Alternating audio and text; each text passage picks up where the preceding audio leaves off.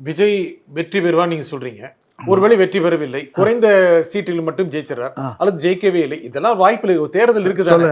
அப்படின்னு தான் தொடர்ந்து தேர்தல தொடர்ந்து அரசியல நிக்கிற அளவுக்கு உறுதியோடு இருப்பாரா, இல்ல ஜெயிச்சே ஆகணும் அப்படின்னு நினைப்பாரா? நான் சொல்றது விஜய் ஜெயிக்கவே மாட்டாரு, இடமே வராது அப்படின்னு நீங்க சொல்றதெல்லாம் நான் ஏற்றுக்கொள்ள தயாரா இல்லை. இருக்கிற வாய்ப்பு தேர்தல் இல்லை, இல்லாத ஒன்றுக்கு வந்து நம்ம கதை சொல்ல வேண்டிய அவசியம் இல்லை.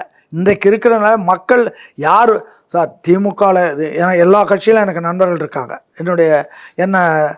என்னக்காக என்னுடைய விசுவாசிகள் கூட இருக்காங்க. அவங்க என்ன சொல்கிறாங்கன்னா, ஐயா நீ ஏன்ப்பா உங்கள் கட்சியில் இப்படியெல்லாம் தப்பு நடக்குதே பாத்தியாடா அப்படின்னா என்ன கேட்டால் என்ன சொல்கிறான், ஐயா நாங்கள் என்னையா பண்ணுறது, ஒன்று இதெல்லாம் மேலே அவங்க பண்ணிடுறாங்க, நாங்கள் மேலேன்றாங்களே தவிர கட்சி கீழேருந்து உற்பத்தியான கட்சி மேலே போய் நின்றுடுச்சு, இப்போ கீழே இல்லை.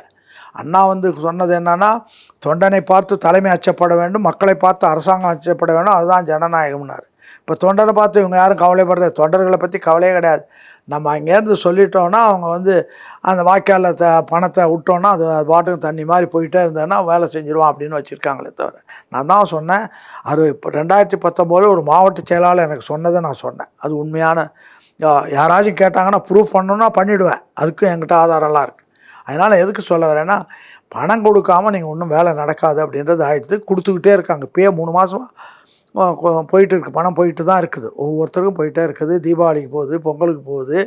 ஆக கட்சிக்காரங்களுக்கு அவங்கள வந்து கூலிக்காரர்களாகவும் ஏழையாகவும் வச்சுருக்கிறதுக்கு இந்த தயாரிச்சு மேல் மட்டத்தில் ஒரு 20-30 பேர் அவங்க குடும்பம், அவங்க பேரன், அவங்க பிள்ளை, அப்படி அதை வச்சுக்கிட்டு இந்த ஆட்சி பீடத்தை இந்த யூரோப்பில் அந்த காலத்தில் இருந்தாங்கல்ல லார்ட்ஸ் அண்ட் நோபிள்ஸ்ன்னு, அதை மாதிரி இவங்க தயாரிச்சுக்கிட்டாங்களே தவிர கீழேருந்து ரூட் காசுலேருந்து கட்சி வரல.